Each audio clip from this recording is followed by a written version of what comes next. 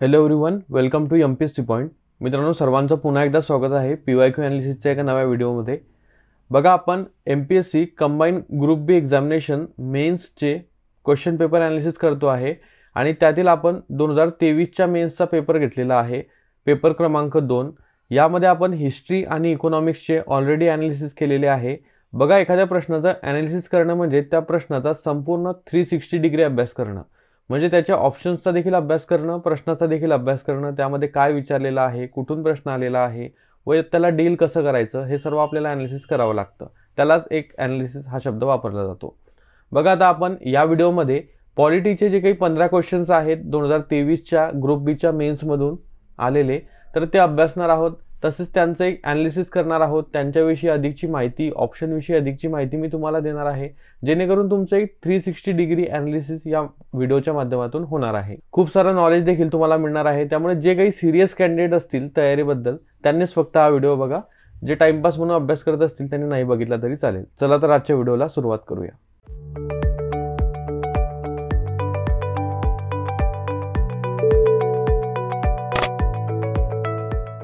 Indian पॉलिटीचे एकूण 15 प्रश्न तुम्हाला मेन्सला विचारले जातात.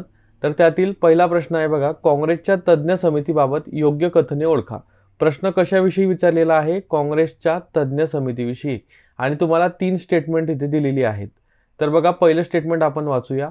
8 जुलै 1946 रोजी भारतीय राष्ट्रीय काँग्रेसने संविधान सभेसाठी साहित्य तयार करण्याच्या उद्देशाने तज्ज्ञ समिती नेमली. तर हे स्टेटमेंट जे आहे मित्रांनो, ते अगदी बरोबर आहे. म्हणजे जरी तुम्ही हा डाटा पुस्तकामध्ये नसला तरी इंटरनेटवर याच्याशी रिलेटेड माहिती जी आहे ती अवेलेबल आहे. त्यानंतर दुसरं स्टेटमेंट बघा, जवाहरलाल नेहरू या समितीचे अध्यक्ष होते. हे देखील बरोबर आहे. तिसरं स्टेटमेंट, के.एम. मुन्शी या समितीचे समन्वयक होते. आता समन्वयक त्यांनी विचारलेला आहे, कन्व्हेनर त्यांनी विचारलेला आहे. मग के.एम. मुन्शी होते का? तर नाही. त्याचे समन्वयक जे होते ते कृष्ण कृपलानी हे होते. कृष्ण कृपलानी किंवा कृपलानी तुम्ही म्हणतात, हे समन्वयक होते. के.एम. मुन्शी हे त्या समितीचे एक सदस्य होते. बघा, आता आपण या समितीविषयी थोडी माहिती बघूया. बघा, काँग्रेस एक्सपर्ट कमिटी आहे, म्हणजे काँग्रेस तज्ज्ञ समिती जी आहे ती 8 जुलै 1946ला तिची स्थापना करण्यात आली होती. आणि अध्यक्ष जे आहेत ते जवाहरलाल नेहरू होते. मी तुम्हाला ऑलरेडी इथं क्वेश्चनमध्येच तो डाटा आपल्याला दिलेला आहे. मग इथे मेंबर्स कोण कोण होते बघा, सदस्य कोण कोण होते ते तुम्हाला भविष्यामध्ये विचारू शकतात. मग सदस्य आपल्याला माहीत पाहिजे. बघा, पहिले सदस्य एम असफ अली. त्यानंतर दुसरे सदस्य के.एम. मुन्शी, ज्यांचं नाव आहे बघा इथं प्रश्नामध्ये. तिसरे सदस्य एन गोपालस्वामी अय्यंगार. चौथे सदस्य के.टी. शाह. पाचवे सदस्य डी.आर. गाडगिल हे होते. सहावे सदस्य हुमायून कबीर हे होते. आणि 7वे सदस्य के. संतानाम हे होते. तसेच मी तुम्हाला सांगितलं समन्वयक कोण आहेत, तर कृष्ण कृपलानी हे आहेत. अशा प्रकारे हा प्रश्नाचं उत्तर बघा. विधान अ आणि ब बरोबर क चूक. आपल्याला विचारलेले कोणते आहे? योग्य कथने विचारलेली आहे. मग योग्य कोणतं आहे? अ आणि ब फक्त, म्हणजे ऑप्शन नंबर 1 तुमचा इथे करेक्ट होतो. पुढच्या प्रश्नाकडे जाऊया आपण. पुढचा प्रश्न आहे बघा, भारतीय राज्यघटनेच्या कोणत्या अनुच्छेदानुसार विधानसभेचे सभापती किंवा उपसभापती यांना पदावरून हटवण्याचा ठराव विचाराधीन असताना ते अध्यक्षपद भूषवू शकत नाही? म्हणजे असं कोणतं कलम आहे की ज्यामध्ये दिलेलं आहे की विधानसभेचे सभापती किंवा उपसभापती यांना जेव्हा पदावरून हटवण्याचा ठराव असेल, विचाराधीन असेल, तेव्हा ते विधानसभेचं अध्यक्षपद भूषवू शकणार नाहीत. मग आता असं कोणतं कलम आहे मित्रांनो? तर तुम्हाला या सर्व कलम माहीत असायला हव्या की नेमकं 181 मध्ये काय आहे, 180 मध्ये काय आहे, 178 मध्ये काय आहे आणि 179 या कलमामध्ये काय आहे. मी तुम्हाला 1 बाय 1 सर्व कलम सांगतो. बघा, 178 ही जी कलम आहे त्यामध्ये काय दिलेलं आहे की विधानसभेला सभापती व उपसभापती असतील, म्हणजे सभापती व उपसभापतीविषयी ही कलम आहे 178. उपसभापती म्हणजे राज्यघटनेच्या कलम 178 मध्ये विधानसभेचे सभापती व उपसभापती असतील असं लिहिलेलं आहे. त्यानंतर कलम 179 काय आहे, तर सभापती व उपसभापती यांचे राजीनामे व पदच्युती, म्हणजे त्यांचं रेझिग्नेशन आणि पदच्युतीबाबत हे कलम आहे. पुढचं कलम जर बघितलं तुम्ही 180 व तर 180 कलममध्ये आहे सभापती पदाचे काम करण्याचा किंवा सभापती म्हणून काम करण्याचा उपसभापती किंवा इतर व्यक्तींचा अधिकार, हे कलम 180 मध्ये आपल्याला दिलेलं आहे. मग उरलेलं कलम कोणतं आहे? कलम 181. त्याच कलमामध्ये सांगितलेलं आहे की जेव्हा सभापती किंवा उपसभापती यांना पदावरून दूर हटवण्याचा ठराव विचाराधीन नसेल तेव्हा ते अध्यक्षपद भूषवू शकणार नाही, असं कलम 181 मध्ये म्हटलेलं आहे. म्हणून 181 हे या प्रश्नाचं योग्य उत्तर आहे. मग आता 181 नंतर काही महत्त्वाची कलमं आहेत बघा, ती माहीत असावी तुम्हाला. 182 यामध्ये विधान परिषदेच्या अध्यक्ष व म्हणजे विधान परिषदेचा जो अध्यक्ष व उपाध्यक्ष असतो त्यांच्याविषयी माहिती दिलेली आहे. 178 मध्ये विधानसभेचे आहेत आणि 182 मध्ये विधान परिषदेचे आहेत. त्यानंतर 183 कलम बघूया. 183 कलम जे आहे ते यांचा राजीनामा व पदच्युतीविषयी आहे. कोणाचा? तर विधान परिषदेच्या अध्यक्ष व उपाध्यक्षांच्या. त्यानंतर 184 कलम बघितलं तर हाच सेम जो मी तुम्हाला सांगितला काम करण्याचा त्यांचा अधिकार. त्यानंतर 185 जो आहे तो 181 समान आहे. म्हणजेच जेव्हा विधान परिषदेचा अध्यक्ष किंवा उपाध्यक्ष यांना पदावरून दूर हटवण्याचा ठराव विचाराधीन असेल तेव्हा ते अध्यक्षपद भूषवू शकत नाही, असं 185 मध्ये सांगितलेलं आहे. विधान परिषद विषयी आहे, लक्षात ठेवा. पुढची कलम 187 जी आहे ती राज्य विधिमंडळाचे सचिवालयाविषयी आहे. हे देखील लक्षात ठेवा, विचारली जाऊ शकते, सचिवालय. त्यानंतर 188 जी कलम आहे मित्रांनो ती. त्यानंतर 186वी राहिली बघा. 186वी कलम जी आहे ती वेतन व भत्ते आहे. वेतन व भत्ते म्हणजे त्यांचे पगार वगैरे किती आहेत ते या कलमामध्ये दिले आहे 186 मध्ये. ओके, सो अशा प्रकारे या कलम तुमच्या पाठ असाव्यात. या कलमवरती वारंवार प्रश्न MPSC कंबाईन एक्झाममध्ये येत असतो. पुढचा प्रश्न बघूया आपण. संविधान सभेबाबत योग्य कथने आपल्याला ओळखायची आहे. इथे बघा पहिलं स्टेटमेंट आहे संविधान सभेची पहिली बैठक 9 डिसेंबर 1946 रोजी आयोजित करण्यात आली होती. हे स्टेटमेंट बरोबर आहे. डॉक्टर राजेंद्र प्रसाद यांची संविधान सभेच्या अध्यक्षपदी निवड करण्यात आली होती. हे देखील बरोबर आहे.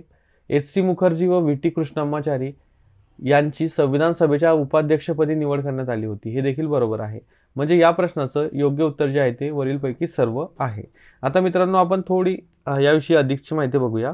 बघा आता प्रश्नामध्येच खूप सारी माहिती तुम्हाला मिळून जाते की पहिली बैठक 9 डिसेंबर 1946 रोजी झाली होती आणि राजेंद्र प्रसाद अध्यक्षपदी निवड करण्यात आली होती. पण बघा जेव्हा पहिली बैठक भरली तेव्हा तात्पुरते अध्यक्ष म्हणून सर्वात ज्येष्ठ असलेले सच्चिदानंद सिन्हा यांना तात्पुरते अध्यक्ष केले होते. सच्चिदानंद सिन्हा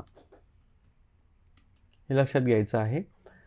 आणि मसुदा समितीचे अध्यक्ष लक्षात ठेवायचे. मसुदा समितीचे अध्यक्ष कोण आहेत तर डॉक्टर BR आंबेडकर. आणि संविधान सभेचे घटनात्मक सल्लागार जर तुम्हाला विचारले घटनात्मक सल्लागार तर BN राव हे आहेत. तर अशा प्रकारे ही महत्त्वाची माहिती लक्षात ठेवा. बघा उपाध्यक्ष हे दोन आहेत नावं HC मुखर्जी आणि VT कृष्णमाचारी. तुम्ही जरी विकिपीडियाला बघितलं तरी तुम्हाला दोन नावं दिसतील. इंडियन पॉलिटीच्या पुस्तकामध्ये जे जुनं पुस्तक आहे त्याच्यामध्ये ही नावं एकच आहे, फक्त HC मुखर्जी दिलेलं आहे. पण हे दोघंही नावं लक्षात ठेवा. उपाध्यक्षपद त्यांची निवड करण्यात आली होती. तर अशा प्रकारे हा प्रश्नाचं उत्तर वरीलपैकी सर्व हे येतं. पुढच्या प्रश्नाकडे जाऊया. नेक्स्ट क्वेश्चन बघा. राष्ट्रपती कोणत्या अनुच्छेदानुसार राज्यपालांची नियुक्ती करतात? Under which article does the president appoint the governor? बघा राष्ट्रपती जे आहेत ते 155व्या कलमानुसार राज्यपालांची नियुक्ती करत असतात. हे तुम्हाला पाठच असेल म्हणून ऑप्शन नंबर 3 या प्रश्नाचं उत्तर आहे. मग 153 कलम काय आहे, 154 काय आहे, 55 काय आहे, 56 काय आहे, 57 काय आहे, आपण थोडं इन डिटेलमध्ये बघूया. बघा 153वी कलम आहे की प्रत्येक राज्यासाठी किंवा एकापेक्षा 2 राज्यांसाठी एक राज्यपाल असेल. म्हणजे यामध्ये फक्त असं म्हटलेलं आहे की भारतामध्ये राज्यांसाठी राज्यपाल असतील, म्हणजे राज्यपालाविषयी हे कलम आहे. त्यानंतर कलम 154 जे आहे त्यामध्ये राज्याचे कार्यकारी अधिकारांविषयी हे अनुच्छेद 154 आहे. त्यानंतर 155 मी तुम्हाला सांगितलं की राज्यपालांची नियुक्ती राष्ट्रपती करतील. त्यानंतर एक कलम आहे बघा 156 मध्ये सांगितलेलं आहे राज्यपालांचा कार्यकाल काय असेल. आणि 157 जे की ऑप्शनमध्ये आहे तुम्हाला दिलेलं, तर त्यामध्ये दिलेलं आहे नियुक्ती म्हणजे राज्यपालांची नियुक्ती तसेच पात्रता निकष, म्हणजे नियुक्तीसाठी कोणते निकष राज्यपालासाठी आहेत ते 157 मध्ये दिलेलं आहे. 158 मध्ये राज्यपाल पदांवर असतानाच्या अटी दिलेल्या आहेत आणि 159 मध्ये शपथ दिलेल्या आहेत, राज्यपालाला घ्यावयाची शपथ. अशा प्रकारे या प्रश्नाचा एक इन डिटेलमध्ये अभ्यास तुम्ही करू शकता. बघा आता पुढचा 60 नंबरचा जो प्रश्न आहे तो DPSP म्हणजे राज्य धोरणाची मार्गदर्शक तत्वांवरती आलेला आहे आणि या टॉपिकवरती प्रश्न दरवर्षी येत असतो. खालीलपैकी कोणत्या तत्वांचा समावेश करण्यात आलेला आहे? तर बघा इथे जी सर्व दिल्ली आहेत, नागरिकांना स्त्री आणि पुरुषांना उपजीविकेसाठी पुरेसे साधन मिळण्याचा समान अधिकार, स्त्री आणि पुरुष दोघांसाठी समान कामासाठी समान वेतन आहे, कामगार स्त्री आणि पुरुष यांचे आरोग्य आणि सामर्थ्य आणि मुलांच्या कोवळ्या वयाचा दुरुपयोग होऊ नये आणि आर्थिक गरजेमुळे नागरिकांना त्यांचे वय किंवा सामर्थ्यांना न व्यवसाय करण्यास भाग पाडू नये. तर कोणत्या तत्वांचा समावेश करण्यात आलेला आहे असं विचारलं तर या सर्वच तत्वांचा आपल्या DPSPमध्ये किंवा राज्य धोरणाची नीतिदर्शक तत्वे जे आहे, नीती निर्देशक तत्वे त्यामध्ये सांगितलेलं आहे. म्हणून अ, ब, क हे या प्रश्नाचे योग्य उत्तर आहे. पुढचा प्रश्न बघा, कोणत्याही राज्याच्या विधानसभेचे किमान आणि कमाल अनुमत संख्याबळ किती आहे? बघा आता हे फिक्स असतं, 60 ते 500 पर्यंत हे असतं. म्हणजे ऑप्शन नंबर 4 तुमचं हे या प्रश्नाचं उत्तर येणार आहे. म्हणजे कोणत्या राज्याची जी विधानसभा असेल तर त्यातील आपल्याला किमान आणि कमाल संख्याबळ विचारलेलं आहे त्यांनी. बघा आता विधानसभेची जी रचना आहे ती कलम 170 मध्ये देण्यात आलेली आहे की विधानसभेची रचना कशी असेल. मग त्यामध्येच तुम्हाला हे सांगितलेलं आहे की 60 ते 500 पर्यंत तिथं संख्याबळ असलं पाहिजे. याला अपवाद आहे मित्रांनो, गोव्याला जी विधानसभा आहे तिथे 40च संख्याबळ आहे आणि मिझोरामला देखील 40 आहे, मिझोरामला देखील 40 एवढं संख्याबळ आहे आणि सिक्कीमला 31 आहे. तर हे सिक्कीमला 35 आहे. हे एवढे यासाठीचे अपवाद आहेत. आणि जर तुम्ही सर्वात जास्त संख्याबळ बघितलं म्हणजेच हायेस्ट स्ट्रेंथ बघितली तर ती कोणत्या राज्यामध्ये आहे? UPमध्ये आहे बघा, 403 आहे ही स्ट्रेंथ UPमध्ये. देन वेस्ट बेंगॉलमध्ये आहे म्हणजे पश्चिम बंगालमध्ये आहे 294 एवढी स्ट्रेंथ आहे, 294 एवढं संख्याबळ आहे. त्यानंतर महाराष्ट्रामध्ये आहे, महाराष्ट्रामध्ये 288 एवढे सदस्य असतात बघा, तुम्ही बघितलं असेल विधानसभेला. त्यानंतर बिहारमध्ये 243 आहेत, बिहारमध्ये 243. तर अशा प्रकारे हे संख्याबळ जे बेसिक गोष्टी आहेत त्या तुम्हाला माहीत असायला हव्या. मग आता ज्या विधानसभेविषयी किंवा राज्याच्या विधिमंडळाविषयी कलम आहेत त्या भाग 6 मध्ये दिलेल्या आहेत राज्यघटनेच्या, हे लक्षात ठेवायचं. आणि 168 ते 212 मध्ये या संबंधी कलम दिलेले आहेत. बघा वरिष्ठ सभागृह जे आहे ते विधान परिषद आहे आणि द्विगृही विधान परिषद जी आहे ती आंध्र प्रदेश, कर्नाटक, महाराष्ट्र, उत्तर प्रदेश, तेलंगणा आणि बिहार या राज्यांमध्ये आहे. पुढे आपण ते बघणारच आहोत, एक प्रश्न रिपीट झालेला आहे त्याच्यामध्ये आपण ही माहिती बघणार आहोत. बघा नेक्स्ट क्वेश्चन आहे, भारतीय संविधानातील खालीलपैकी कोणते अनुच्छेद हे संविधानिक अधिकार किंवा कायदेशीर अधिकार किंवा भाग 3च्या बाहेरील अधिकार याबाबत संबंधित आहेत? इथे तुम्हाला आर्टिकल 265, आर्टिकल 300A आणि आर्टिकल 301 दिलेला आहे. मग आता हे आर्टिकल कशाविषयी आहेत हे तुम्हाला माहीत असायला हवं. बघा डायरेक्टली जर या प्रश्नाचं उत्तर आपण कन्सिडर केलं तर ऑप्शन नंबर 4 आहे वरीलपैकी सर्व. पण त्याआधी हे कलम कशाची आहेत किंवा हे आर्टिकल्स कोणत्या तरतुदी यामध्ये आहेत हे आपल्याला माहीत असायला हवं. मग बघा जी 265वा आर्टिकल आहे तर त्यामध्ये कायद्याने प्रतिकार दिल्याखेरीज कर न बसवणे या संबंधीचं हे आर्टिकल आहे. म्हणजे हे देखील एक तुम्ही संविधानिक अधिकार किंवा कायदेशीर अधिकार त्याला म्हणू शकता. आणि अनुच्छेद 300A जे आहे मित्रांनो ते मालमत्तेच्या अधिकाराविषयी आहे. मालमत्तेचा अधिकार जो की सध्या एक कायदेशीर अधिकार झालेला आहे, म्हणजे लीगल राईट हा आहे. कोणता? मालमत्तेचा अधिकार, राईट टू प्रॉपर्टी. मित्रांनो तुम्हाला माहीत असेल अगोदर मालमत्तेचा अधिकार हा जो होता तो एक फंडामेंटल राईट होता, म्हणजे मूलभूत हक्क ते होते आपले मालमत्तेचा अधिकार. पण 1978च्या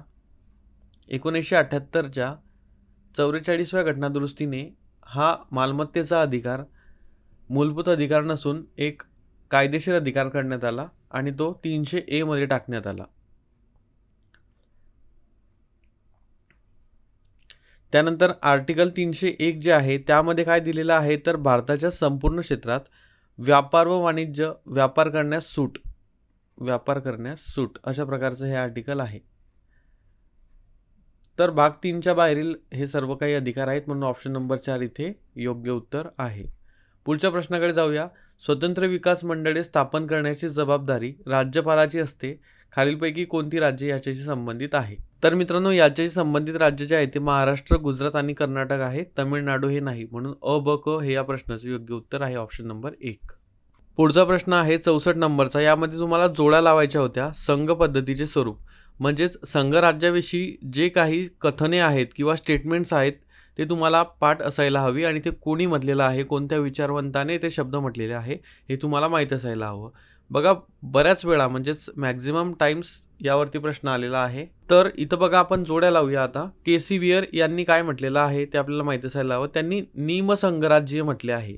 निमसंघराज्य म्हणजे अर्धसांघिक म्हटलेलं आहे त्यांनी. निमसंघराज्य मी ते लिहितो.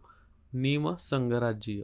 आपल्या पुस्तकांमध्ये तुम्हाला निमसंघराज्य हा शब्द दिसेल. निमसंघराज्य म्हणजे काय? अर्धसांघिक. मग अ ची जोडी 4ला लागते. इथे बघा 2 ऑप्शन्स आहेत तसे. पुढे बघूया. मोरिस जोन्स यांनी काय म्हटलेलं आहे? वाटाघाटीने संघराज्य. मग वाटाघाटीने संघराज्य असा शब्द दिसतो का? नाही. म्हणून सौदेबाजीने संघराज्यवाद असा शब्द दिसतो. त्यालाच काय म्हणतात? वाटाघाटीने संघराज्य म्हणजेच सौदेबाजीचा संघराज्यवाद. त्यानंतर पॉल ॲपलबी यांनी काय म्हटलेलं आहे? अत्यंत सांघिक म्हटलेलं आहे. म्हणजेच क ची जोडी 1ला लागेल. क ची जोडी 1ला बघा इथे आहे. म्हणून ऑप्शन नंबर 4 इथं उत्तर येईल. अत्यंत सांघिक पॉल ॲपलबी. त्यानंतर ग्रॅनविल ऑस्टिन यांनी म्हटलेलं आहे सहकारी संघराज्य, कारण उरलेली जोडी त्याचीच आहे. त्यानंतर मित्रांनो, अजून काही स्टेटमेंट्स आहेत या संघराज्याविषयी, तेही तुम्हाला सांगतो. बघा, केंद्रीकरणाची प्रवृत्ती असलेलं संघराज्य असं कोणी म्हटलेलं आहे? केंद्रीकरणाची प्रवृत्ती असलेलं संघराज्य. संघराज्य किंवा ज्याला एकात्मकतेकडे झुकणारे संघराज्य म्हणतात. एकात्मकतेकडे झुकणारे संघराज्य असं कोणी म्हटलेलं आहे? तर आयवर जेनिंग्स यांनी म्हटलेलं आहे. आयवर जेनिंग्स.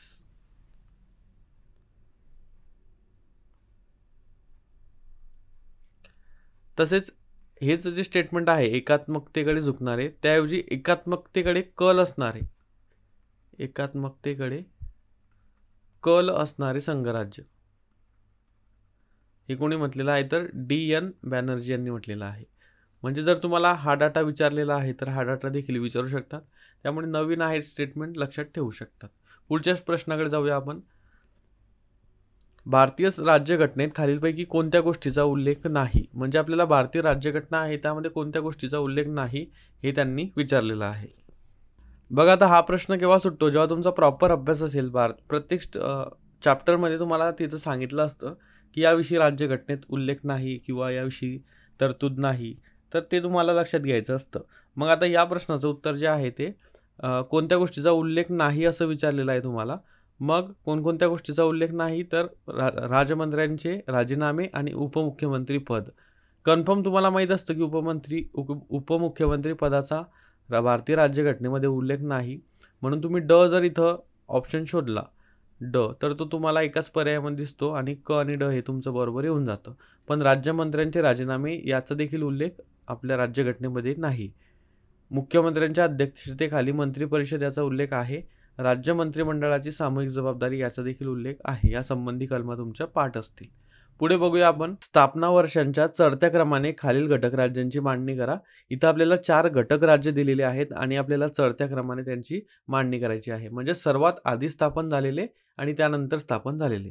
मग आता हिमाचल प्रदेशची स्थापना कधी झालेली आहे? तर आपण 1970ला झालेली आहे असं आपल्याला माहीत आहे.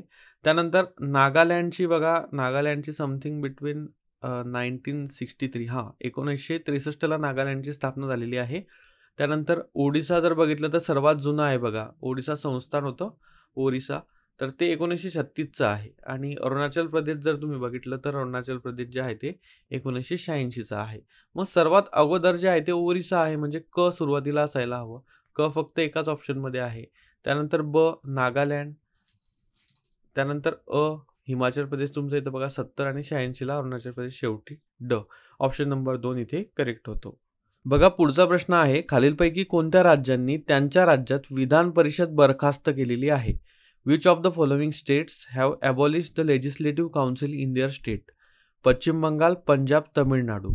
मित्रांनो, यापैकी सर्वांनीच ती बरखास्त केलेली आहे. म्हणजे पश्चिम बंगाल, पंजाब आणि तमिळनाडू येथे विधान परिषद नाही. बघा, राज्यघटनेच्या कलम 169(3) नुसार भारतीय संसद जे आहे ते विधान परिषद बरखास्त करू शकते किंवा स्थापना करू शकते किंवा रद्द करू शकते. मग 169(3) हे कलम अतिशय महत्त्वाचे आहे. या कलमेनुसार संसद एखाद्या राज्यामध्ये विधान परिषद स्थापन करू शकते किंवा नष्ट करू शकते. ही कलम तुम्हाला माहीत असायला हवी. मग आता विधान परिषद म्हणजे राज्य विधिमंडळाचे द्विगृही सभागृह कुठे कुठे आहे, विधान परिषद कुठे कुठे आहे ते तुम्हाला माहीत असायला हवी. विधान परिषद, तर विधान परिषद बघा कोणकोणत्या राज्यांमध्ये आहे. पहिलं म्हणजे आंध्र प्रदेशमध्ये आहे, आंध्र प्रदेश. त्यानंतर महाराष्ट्रामध्ये देखील विधान परिषद सभागृह आहे, महाराष्ट्र. त्यानंतर कर्नाटक, त्यानंतर उत्तर प्रदेश म्हणजे यूपी, आणि त्यानंतर बिहार आणि तेलंगणा. तर या राज्यांमध्ये द्विगृही सभागृह आहेत. तेलंगणा. ओके. सो विधान परिषद कुठे कुठे आहे? आंध्र प्रदेश, महाराष्ट्र, कर्नाटक, यूपी, बिहार आणि तेलंगणा. आणि तुम्हाला माहित असेल की किमान 40 ही संख्या असते बघा विधान परिषदेची, किमान 40, आणि कमाल 103 असतं बघा विधानसभेच्या. तुम्हाला माहित असेल हे. अशा प्रकारे या प्रश्नाचं उत्तर ऑप्शन नंबर 4 येतं. पुढे बघूया आपण 68 नंबरचा प्रश्न आहे पुढचा. उद्देश पत्रिकेबाबत खालीलपैकी योग्य कथने निवडा. Select the correct statement from the following related to preamble. म्हणजे तुमची जी राज्यघटनेची उद्देशपत्रिका आहे, उद्देशिका आहे, त्याच्याविषयी काही स्टेटमेंट दिलेले आहे आणि स्टेटमेंट या संबंधी रिलेटेड आहे की राज्यघटनेचा भाग आहे किंवा नाही. जो तुमचा संविधानाचा सरनामा आहे तो राज्यघटनेचा भाग आहे किंवा नाही. बघा, पहिलं स्टेटमेंट दिलं आहे, बेरुबारी युनियन प्रकरण 1960 मध्ये सर्वोच्च न्यायालयाने असे मत मांडले की उद्देशपत्रिका ही संविधानाचा भाग आहे. बघा, हा पहिलाच खटला होता आणि यामध्ये सुप्रीम कोर्टने क्लिअरली सांगितलं होतं की उद्देशपत्रिका जो आहे तो संविधानाचा भाग नाही, म्हणून हे स्टेटमेंट चुकीचं आहे. केशवानंद भारती प्रकरण 1973 मध्ये सर्वोच्च न्यायालयाने उद्देशपत्रिका ही संविधानाचा भाग असल्याचे म्हटले, हे देखील बरोबर आहे. आणि LIC खटला जो आहे 1995चा, त्यामध्ये सर्वोच्च न्यायालयाने उद्देशपत्रिका ही संविधानाचा अविभाज्य भाग असल्याचे म्हटले आहे, हे देखील स्टेटमेंट बरोबर आहे. म्हणजे फक्त 1 नंबरचं स्टेटमेंट ते चुकीचं दिलेलं आहे, कारण या बेरुबारी युनियन खटल्यामध्ये संविधानाचा भाग नाही असं म्हटलं होतं उद्देशपत्रिकेला. इथं आपल्याला भाग आहे असं दिलेलं आहे. मग आपल्याला योग्य कथने विचारली आहेत. मग ब आणि क इथं योग्य आहे, म्हणून ऑप्शन नंबर 2 तुमचा करेक्ट येतो. बघा, एक सज्जन सिंग वर्सेस राजस्थानचा खटला होता, सज्जन सिंग वर्सेस राजस्थान. तर या खटल्यामध्ये देखील आपल्या सुप्रीम कोर्टने सांगितलं होतं की हा 1965चा खटला होता बघा. तर या खटल्यामध्ये सांगितलं होतं की संविधानाची उद्देशपत्रिका हा संविधानाचा भाग नाही, असं त्यांनी निर्णय दिला होता. पण एक पुन्हा जर खटला बघितला तुम्ही, SR बोम्मई वर्सेस भारतीय संघराज्य,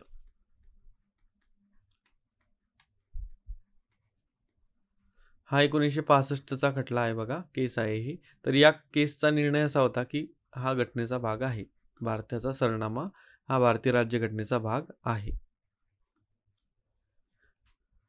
ठीक आहे, तर पुढच्या प्रश्नाकडे जाऊया आपण. 69 नंबरचा प्रश्न आहे, सर्वोच्च न्यायालयाच्या तदर्थ न्यायाधीशाबाबत योग्य कथन निवडा.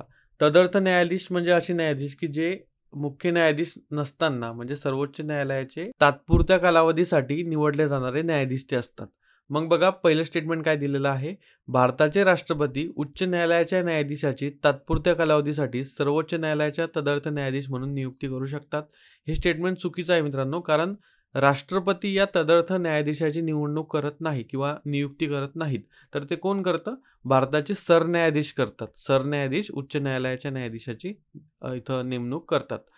दुसरं स्टेटमेंट बघा, सर्वोच्च न्यायालयाच्या बैठकीला उपस्थित असताना तदर्थ न्यायाधीशांना सर्वोच्च न्यायालयाचे सर्व अधिकार क्षेत्र, अधिकार आणि विशेषाधिकारांचा उपभोग घेता येतो. हे स्टेटमेंट बरोबर आहे.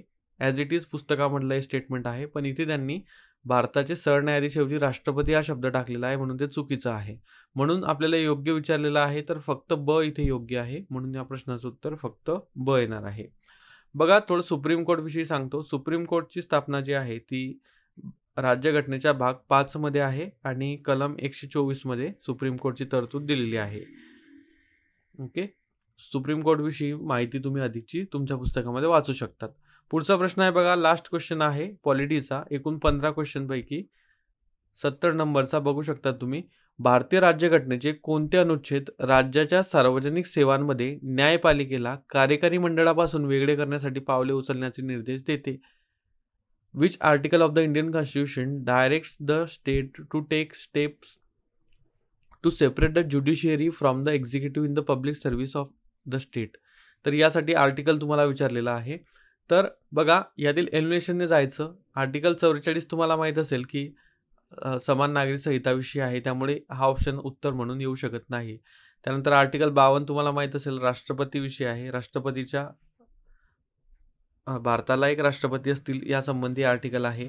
आर्टिकल 58 जे आहे, 58 जे आहे, त्यामध्ये राष्ट्रपतीच्या निवडणुकीसाठी त्याची अर्हता दिलेली आहे, म्हणून हे देखील येणार नाही. मग उर्वरित आर्टिकल 50 आहे, ज्यामध्ये सार्वजनिक सेवांमध्ये न्यायपालिकेला कार्यकारी मंडळापासून वेगळे करण्यासाठी पावलं उचलण्यात आलेली आहे. अशा प्रकारे या प्रश्नाच्या उत्तरापर्यंत तुम्ही पोहोचू शकतात. ऑप्शन नंबर 4 इथे करेक्ट आहे. तर मित्रांनो, अशा प्रकारे हे पॉलिटीचे काही 15 क्वेश्चन्स आहेत, ज्याचं आपण इन डिटेलमध्ये ॲनालिसिस केलेलं आहे. आणि याचे टॉपिक लक्षात ठेवा. त्या टॉपिकवरती चांगली मेहनत करा आणि त्याच टॉपिकची पुन्हा पुन्हा रिव्हिजन जर तुम्ही केली तर नक्कीच पॉलिटीमध्ये आउट ऑफ मार्क्स आपल्याला घेता येतात. अशा प्रकारे जर 360 ॲनालिसिस तुमचं असेल तर त्याचा फायदा तुम्हाला होतोच. बघा, आता पुढच्या व्हिडिओजमध्ये कोणत्या क्वेश्चन पेपरचं ॲनालिसिस घ्यायचं हे तुम्ही मला कमेंट करू शकतात. कमेंट सेक्शन त्यासाठीच आहे, त्याचा वापर करा. मित्रांनो, तुम्हाला व्हिडिओ आवडला असेल तर व्हिडिओला लाईक करा, चॅनलला नवीन असाल सबस्क्राईब करा. आजच्या व्हिडिओसाठी एवढेच. भेटूया पुढच्या व्हिडिओमध्ये. Thank you for watching.